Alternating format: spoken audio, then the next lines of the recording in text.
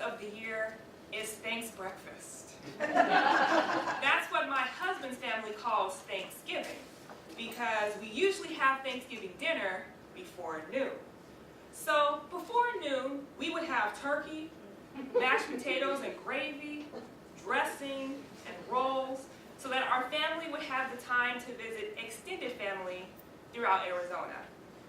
Thanksbreakfast, November 2007, was the most memorable for me. Not because of the food, but mostly because of what was pointed out on that specific day. On that specific day, my mother-in-law, in the middle of the conversation, said, I don't mean to be rude, but I keep staring at your neck. There's a lump near your collarbone. And I knew what she was referring to. I noticed the lump several months back, but I ignored it. After she pointed it out, I went and got tested, and I was diagnosed with Non-Hodgkin's lymphoma, which is a lymphatic cancer, which impacts the lymph nodes, in February 2008. When I got my diagnosis, on that specific day, I cried. And then I went to Whataburger.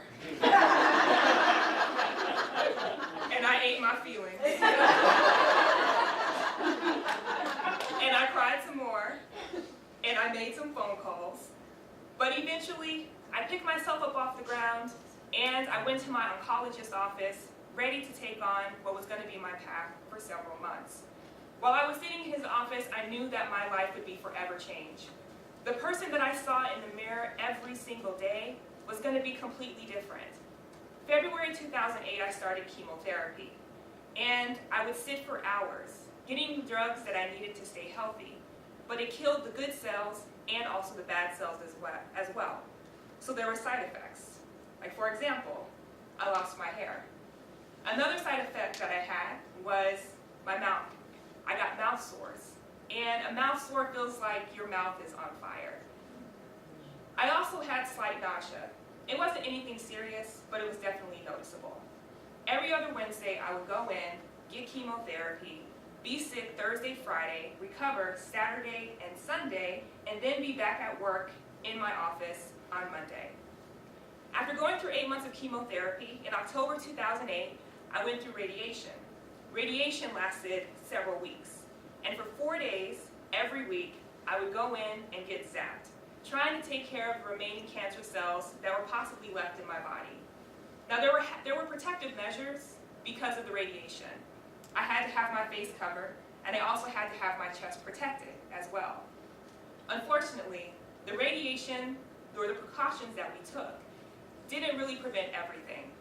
One of the side effects I experienced from the radiation was my neck. It actually went from a crispy golden brown to a dark black. During that time, I was thankful it was actually cold in Arizona, and I used my collection of scarves to cover it up. There were good days and there were bad days. My most difficult day was my 25th birthday. I had a major breakdown because of the fact that I was going through chemotherapy during my birthday, and I was not calm. I was not calm at all. I felt isolated, I was frustrated, and there were several things I really needed to help me to get through that day in my journey. There were two things that helped me. Number one, faith, God, prayer. I knew that He had my back. And I didn't really ask Him why, but I prayed for the strength to get through and to learn from my experience. Number two, my husband. Anthony was my caregiver. He was my rock. He shaved his hair when I needed to shave mine in solidarity. And I love him so much because of that. I've learned several things. Number one, hair grows back. And it did beautifully too, I love that. Another thing, I learned the importance of self-care, support, and also not to take your health for granted. Another thing that I learned is that I'm truly a survivor, not just of cancer, but just of life. I've been cancer-free since November 2008, and thankfully I was able to wrap up my treatment, and I was able to celebrate Thanksbreakfast 2008 cancer-free.